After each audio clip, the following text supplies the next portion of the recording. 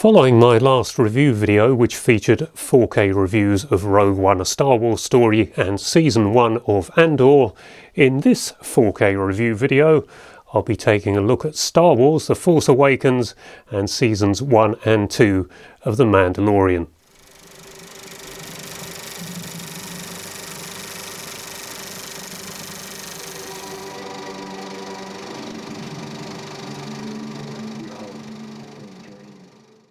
I don't need much of an excuse to take a look at anything with the Star Wars name in it, so as you can imagine, I've been rather enjoying myself recently. I thought I'd take a look at The Mandalorian first for the purposes of this review. Disney have been churning out Star Wars series recently.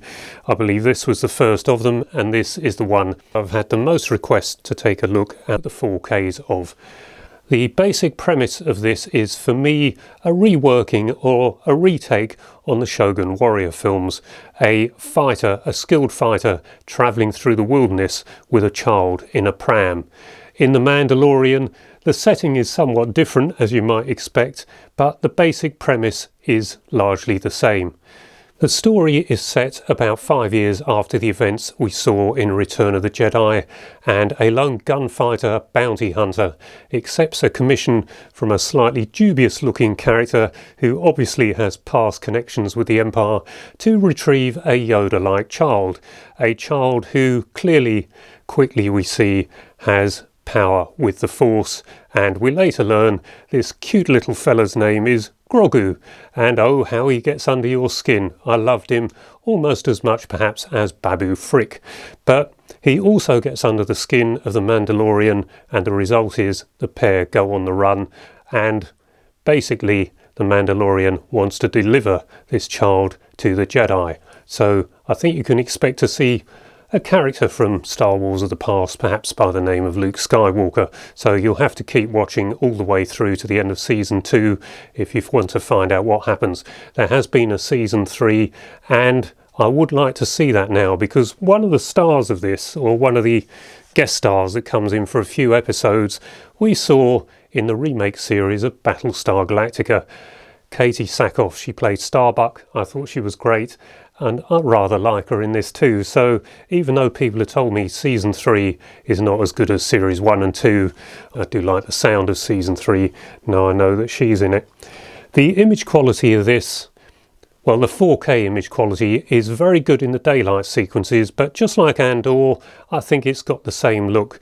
It was shot entirely in 4.5K and scaled down to 4K, but those interior sequences, again, slightly lackluster, have that sort of dull brown grey sort of hue to them. It's a stylised look they went for, similar to Rogue One in many respects, and doesn't really work for me on the interior shots, but that's a minor gripe. Overall, this is a hugely entertaining television series, streaming series, and if you like Star Wars, I think you're going to like The Mandalorian, but just like Andor, don't expect a movie or a film. It's a series, and so there are going to be a few filler episodes perhaps. 8 episodes per series, 16 in total so far on these two, another 8 for me to see now that Season 3 is out. But it's not going to be crash, bang, wallop, as I said last time with Andor. It's going to be slower, but there are episodes that do stand out. And there's one in particular, which is the first one of Season 2, where I know those people that like the shifting aspect ratios of some of the faux IMAX videos that get put on in cinemas. It shifts from 2.40 to 1, which the whole series is, apart from maybe the last 10 minutes of this first episode of Season 2, goes 178 to 1. The music in this is one of its main features. And the main cast member, man playing the Mandalorian, I think he's excellent too, and when he finally takes his mask off, he does suit the voice. So very good voice, great music, good atmosphere to it, good characters all the way through. It's just not a Star Wars film. There are elements of it that you think, yes, this is special, but that child, Grogu, I think he's just so cute, as I said, and that's what I loved about it. That made me want to watch more and more of it. And at the end of it, I thought, oh, we've seen the last of the child now, what a shame. But I've looked up Season 3, it looks like he does appear in that, so I think I'm going to have to get that one sometime soon. The sound on the 4Ks is Dolby Atmos, and on the Blu-rays, just like Andor, it's DTS 5.1. I thought the sound, the Dolby Atmos sound in here through the 5.1 THX was exceptionally good in places. It's not going to be as good as The Force Awakens, a film, but it's very good, particularly when you consider this was made for streaming, for Disney Plus streaming. So impressive all round really when you consider what it is.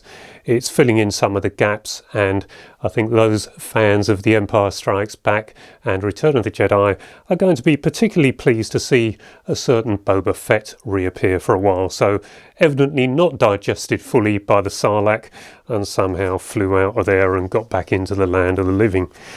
So that brings us on to The Force Awakens. Now this film was huge. It had an estimated budget of $245 million and grossed at the worldwide box office $2.071 billion. It has a running time of 2 hours and 18 minutes, but 11 minutes of that are the end credits, so you can skip those to finish slightly quicker. An aspect ratio of 2.40 to 1. It comes with Dolby Atmos sound, which is sensational, and on the Blu-ray it has 7.1 DTS sound. And having watched the Blu-ray a few years ago, that has got exceptional sound and very good image quality, but it's not as involving as the 4K, which to me looks just like a film print in here. And although it's exceptional compared to films like The Last Jedi, which was shot, it appears, shot entirely on digital video, and the series The Mandalorian and Andor, it's also got a genuine IMAX sequence, the Escape from Jakku sequence. So when Rey and Finn, so that's Daisy Ridley and John Boyega, they nick the Millennium Falcon on Jakku and escape. That in the IMAX, I saw it at the Science Museum, Ronson Theatre IMAX in 1570.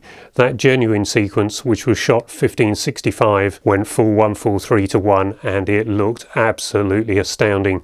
That is the best Star Wars sequence I have ever seen, because it was in IMAX, but with a possible exception of the original Star Wars opening, when ILM reshot that in genuine IMAX for the IMAX documentary special effects in the mid-1990s, which my wife and I travelled to the Bradford IMAX to see.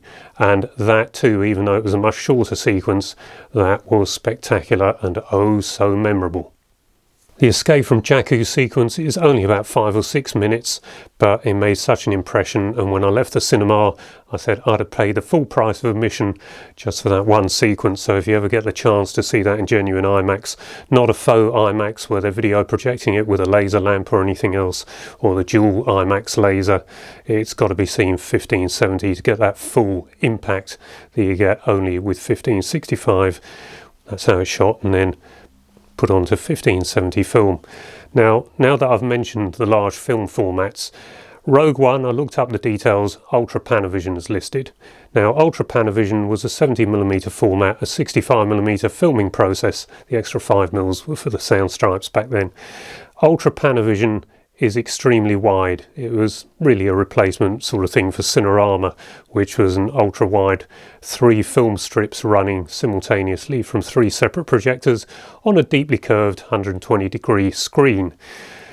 However, it turns out, thanks to David Price and Rhoda, thank you Eric, who looked into this for me, kindly looked into it, the Ultra Panavision, it was just the lenses put on the video cameras, so that explains why there's nothing really that stands out like a 70mm shot would in Rogue One. So I got that one slightly wrong. Ultra Panavision is in there, but it's not the real Ultra Panavision, it's just the lenses put on the video cameras.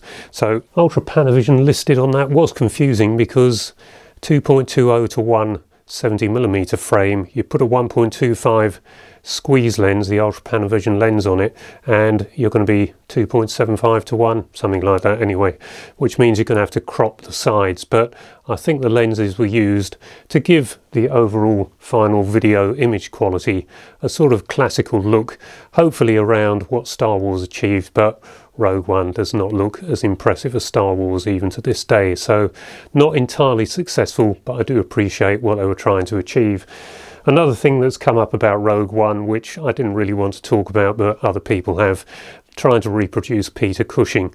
Now, okay, looks pretty awful, frankly, doesn't it, for the most part? But they'd committed to including Peter Cushing, his likeness in it, rather vital to the story, and so you go with what the premise is. Once you're committed, you've got to do it and just do the best you can. So on this occasion it didn't really work out. I don't think Carrie Fisher did at the end either, but that's filmmaking. You never really know until those special effects are finished. So I suppose that's a minor criticism, but overall Rogue One is a great Star Wars film, isn't it? Or movie, I should say. So getting back to The Force Awakens. If you didn't spot it, have a look at that escape from Jakku sequence. The image aspect ratio remains fixed at approximately 2.40 to 1, so you don't get the aspect going up and down like you do in some releases that include IMAX sequences. But I think you'll notice, if you didn't know already, the image quality in that sequence noticeably improves. And what a shame more of the film wasn't done in that, but thankfully some of it was, and how special that is. Now, the title refers to Daisy Ridley's character Rey, the Force Awakening in her, and also perhaps Kylo Ren, his awakening to the dark side of the Force. Now, Kylo Ren is really Ben, who is the son of Leia and Han Solo. So those two characters appear. Luke Skywalker will appear in this. The whole gang is here, and I haven't watched this for a few years. It's probably 6-7 years since I watched this. Might be even more than that. And I'm not like I was when I was a child or a youngster. I would watch Star Wars over and over again, and I still watch it quite regularly to this day. It's something about having it on Super 8 film. It's rather special. And so when you've got something like that, you want to run it. With a video, I'm not quite the same.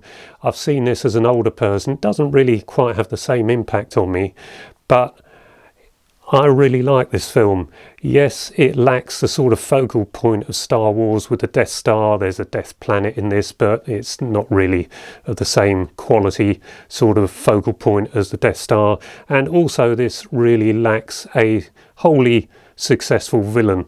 Kylo Ren, played by Adam Driver, he's not Darth Vader, played by Dave Prowse and the voice of James Earl Jones. He's very good, just not quite of that calibre. But I get a lot of comments on my channel, and people tell me they really do not like these Disney Star Wars films. Well, I suppose I can understand that really, because you're not watching the original team as they were when they were in their 20s, 30s, 40s maybe, and you've got this new cast of youngsters. But I like the new cast. I did right from day one. I didn't like them so much in The Last Jedi. Maybe I'll come on to that in a minute. But overall, I think they're all really good together.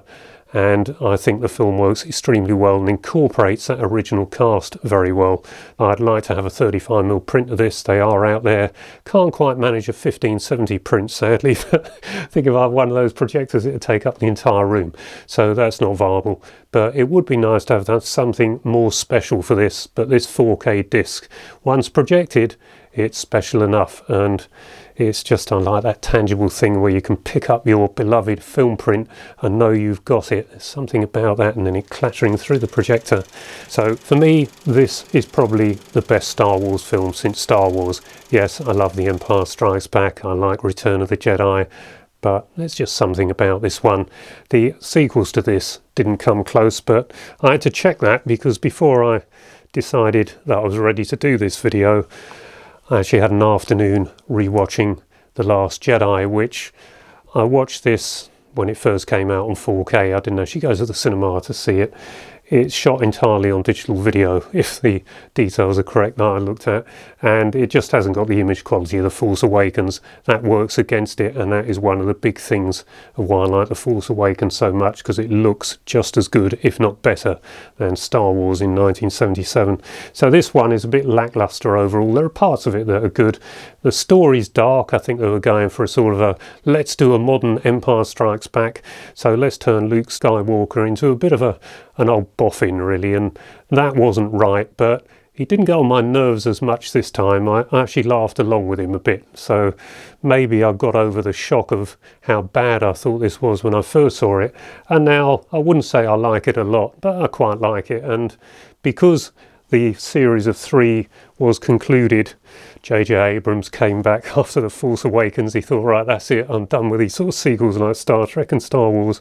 But he felt the same way about this as I did, I think, and he thought it was a bit of a mess. So he came back, did The Rise of Skywalker, and tried to put everything right as best he could. Okay, this isn't anywhere near as good as The Force Awakens, but the main characters are all here. You even see Han Solo again in this. So Princess Leia, I mean, brilliant how they brought her back, because of course Carrie Fisher had died towards the end of post-production of The Last Jedi, and Mark Hamill is back as a Jedi ghost. So apart from that, it does of course have the remarkable character Babu Frick, and if you don't know who I'm talking about there, it's a puppet animatronic about so high, and they brought this thing to life with the electronics and the face and the voice. Shirley Henderson and the voice. It's just hilarious, bringing this puppet to life. And oh, how I want a replica of him in the house, but him and the child from The Mandalorian perhaps. But I think this wraps it up rather well, but again, other people don't agree. I also thought there was some Ultra Panavision in this one, so I've looked this up again. There's no indication of Ultra Panavision at all now, so looks like I might have made a mistake in my review of that too. But you mentioned the things like Ultra Panavision and Cinerama to me, and I immediately think of large format film. So would I recommend The Force Awakens on 4K? I think it's just about perfect, this 4K disc. The Blu-ray is good, but nowhere near as good as the 4K. It's the difference between a video and film once you've seen the two of them. So if you like this one and you haven't got the 4K, then it's worth investing the money in. Now, this was actually bought for me by Stuart Hilliker, gave me that voucher, and I got the 2 Star Wars discs, the 2 Star Wars 4Ks. And so thank you again, Stuart. I'll tell you what else I got when I have a private conversation with you, but probably show those discs in a forthcoming video. And The Mandalorian was loaned to me by my friend of 28 years or so, Robert Henderson, and brilliant Robert, because I probably would not have seen these for years if you hadn't have done that, and I'm so pleased to have seen them and seen that Star Wars is actually in pretty good hands. Who would have thought all these years later we'd be enjoying Star Wars things, and they're coming out so quickly. Okay, I'm not really into television streaming series normally, but I've enjoyed that one. And let's hope they do some more films somehow. I know they've more or less closed that off with The Rise of Skywalker, but someone will dream something up. They'll come up with some prequel that fits in somewhere. But when we were children and teenagers, we had to wait 3 years between instalments. And that was one reason why The Empire Strikes Back was a bit of a disappointment.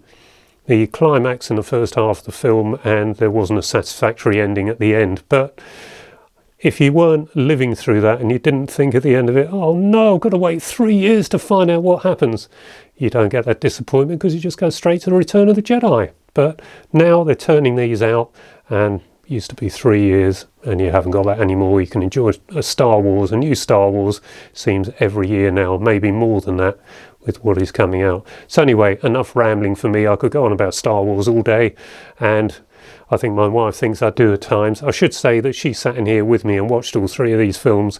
She's not the biggest Star Wars fan, but she enjoyed these. The sound on them all, it just knocks you out of your seat if you've got a reasonable system. She doesn't really like Star Wars. You know, how on earth did she get together with me? Well, when I got together with her, she couldn't even stand Alien. It scared the living daylights out of her. Well, there's one thing I've got to tell you there. Yes, and she's been living with that ever since. But here we are, all these years later. I think she rather likes the Alien series now. She certainly likes Star Wars a bit. And we have a great time in here watching all sorts of movies on this big screen here in our own personal cinema. Anyway, it's enough of this.